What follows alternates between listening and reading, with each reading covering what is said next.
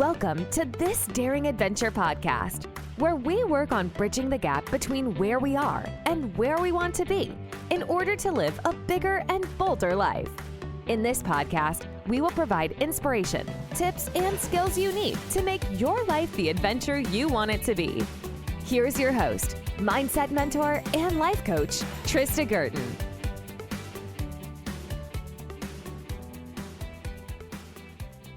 Hey everybody, welcome back to This Daring Adventure. We are on episode 161. We are getting up there. So today I wanted to talk about how we argue for our limitations. And this is something that really, if you think about it, we wouldn't do.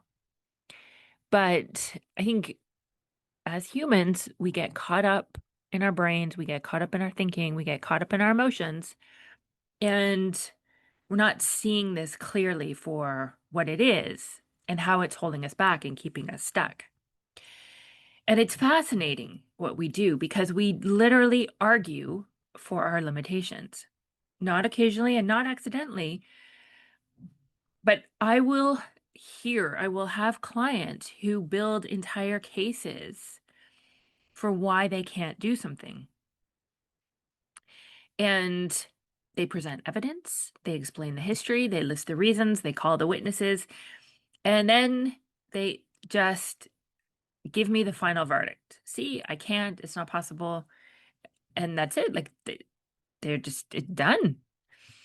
And what's interesting when this happens is that they think they're just stating the facts, but they're not. They're building a story that keeps them small. And I saw this very clearly with a client the other day. And this client was working on an aspect of her life she wanted to change. But every time I brought up why this was happening, why she was feeling stuck, she just would say things like, I don't know how to do that. I've never been able to do that. I don't have the confidence. I've tried before and I've never, ever been able to do it. And there was a tone of resignation. And she said all of it like it was objective truth, like gravity, math, like something written into the laws of the universe. And I listened. And then I told her something very clearly. You are arguing for your limitations. You are giving me all of the reasons why you can't do this. And I will never, ever agree with you about this. I won't believe you. I won't. I won't throw up my hands and say, you're right. You're hopeless. Like, there's no way you're ever going to be able to do this. We may as well just end the call right now. I will never do that because it's not true. And the moment I do that, I would just be part of the problem. And my job here is to point out to you what your brain is doing, what your brain is telling you, and how unhelpful it is. And it was interesting because she thought about for a moment, and I mentioned, as I tell all of my clients, you are incredibly strong, you are incredibly smart, you're skilled, you're experienced, you're accomplished. And she was like, oh, you're right. Yes, I accomplish everything else I want in my life. But she had this one area where she was stumbling. And there may be reasons for that. We don't really dive too deeply into that. We can look into it. But she suddenly realized what she was doing and how she wasn't doing that in other areas of her life. So why was she doing that here? And how unhelpful it was. And unlike her. And how it was holding her back. So here's the lie that people start believing. If I don't know how, I can't. I think they also believe, like, if they've tried once, twice, a couple of times, and they've failed and they haven't done it yet, they're not going to be able to do it. But that's ridiculous. Nobody knows how to do something until they learn. Every skill you have right now was once something you didn't know how to do. And you kept doing it until you figured out how to do it. If you take a look at walking with a toddler, the baby is learning how to walk. And we encourage the baby, we help the baby, we support the baby, we pick the baby up when she or he falls, and we tell them to just keep going, right? We just wait until they keep going and they figure it out. They master the balance, they master gravity, and they stand, and then they're walking. And they'll fall, they'll trip. It won't work out all of the time, but they keep going. And there's no point where we or the baby thinks, I'm not going to get this. We don't sit around talking about how the baby's not going to get it, not learn how to walk.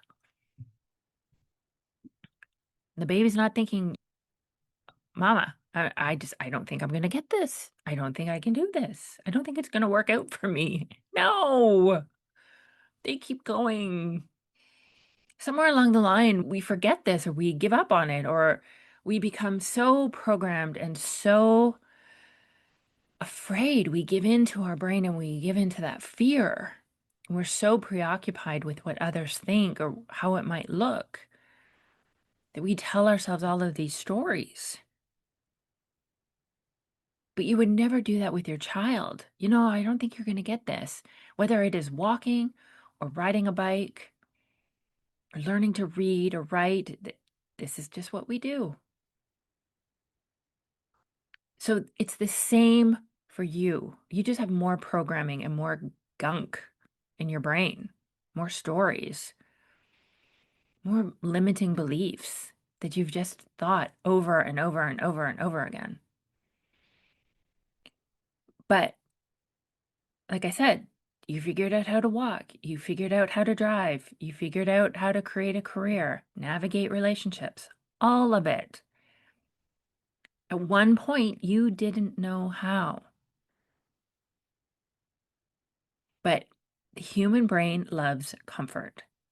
And so instead of saying, I don't know how yet, it says, I can't. And at that moment, the case is closed. And there's another version of this argument that shows up all the time. And it sounds very reasonable. It sounds like this: I'll feel confident once I'm better at it. I'll feel better. Things will be better over there. When I'm more prepared, I'll feel confident. When I know what I'm doing, then I'll go for it. But that is completely backwards. Confidence is not something that arrives after you're good at something. Confidence is something that you build by being bad at something for a while. Let me say that again because this is important and we resist this. Confidence does not come first. Action comes first. We take the action, we fail, we make a mess, we feel terrible, we allow and feel the emotions, and then we go again. Every confident person you see once looked completely inexperienced. They once felt awkward. They once didn't know what they were doing. They once made mistakes, lots of them. Confidence is simply the result of collecting evidence that you can handle things. And you figure things out. You feel the emotion and you go again. And you only collect the evidence by doing the thing. Trying, failing, adjusting, trying again. But when people believe that confidence has to come first, they wait, they delay, they hesitate, it takes longer. They hold themselves back. And while they're waiting to feel confident, their life stays exactly the same. They're not growing, they're not evolving. When people argue for their limitations long enough, they begin to slide into something dangerous. And this is the victim role. Now, listen, I'm not talking about people who have experienced hardship or difficulty. Life is hard. There are real challenges. There are real obstacles. But the victim mindset is different. The victim mindset says, I have no power. I can't do anything about this. This is just who I am. This is just how it is.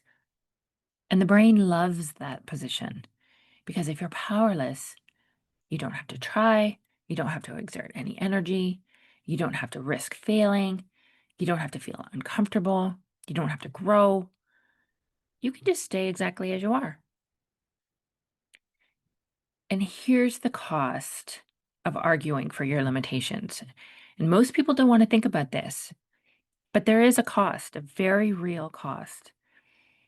And every time you say, I can't, or I don't know how, or I'm not confident enough yet, you are slowly building a life that is smaller than the one you could have.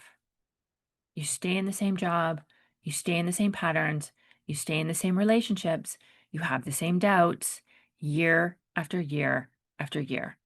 You'll end up living the same day after day. Not because you're incapable, but because you believed the story. And that cost adds up. Regret, frustration, resentment, watching other people move forward while you stay stuck. Not because they're better, but because they refuse to argue for their limitations. They got over themselves. They managed their minds and allowed and processed their emotions. So, powerful people do something else instead. They argue for their potential. They say things like, I don't know how yet. I'll figure it out. I can learn. I'll try. I'll fail. I'll keep going. They don't pretend it's easy. Learning is messy. Growing is hard. There's a lot of discomfort. And you will make mistakes and you will fail and you will look ridiculous. There may be some shame and some embarrassment, some frustration. But you keep showing up anyway. And that's part of the deal. But every time you try again, something incredible happens. You start building evidence that you can handle things, that you can figure things out, that you are far more capable than you thought. And that's how confidence is built, not before the action, but through the action. So this is hard work, and this is daily work for sure. Because the real obstacle in most people's lives is not their circumstances, but we all think it is, right? It's the economy, it's the technology, it's the politics. And that's the argument that we make in our minds. The story that says, I can't. And once we start questioning that story, everything starts to change. We start replacing it with something more useful. I can learn, I can try, I can grow, I can figure this out. I am figuring this out. And when you start thinking like that, you start showing up differently. You take risks, you try new things, you stop waiting for permission, and your life expands. And this is the moment that I love most in coaching. It's when a client who has spent years believing she can't suddenly realizes, oh, I can.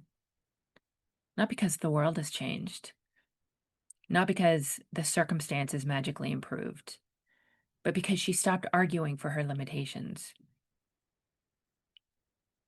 and started arguing for her possibility.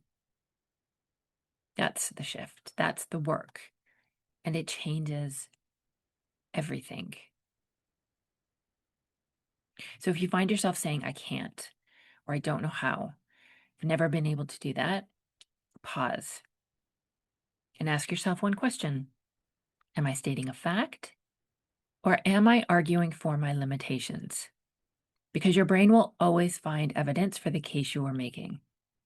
So you might as well build the case for your potential. And if you want some help, if you want someone who will not agree with your limitations, who will challenge the stories keeping you stuck, and who will help you build the life you actually want, that's exactly what we do in coaching. So you can start by listening to more episodes of This Daring Adventure, or come join us inside You Redefined, where we practice this work every single week. And you get a 30-minute coaching call with me each month. Listen, the life you want isn't waiting for you to feel ready. It's waiting for you to stop arguing for why you can't have it and start becoming the person who will create it.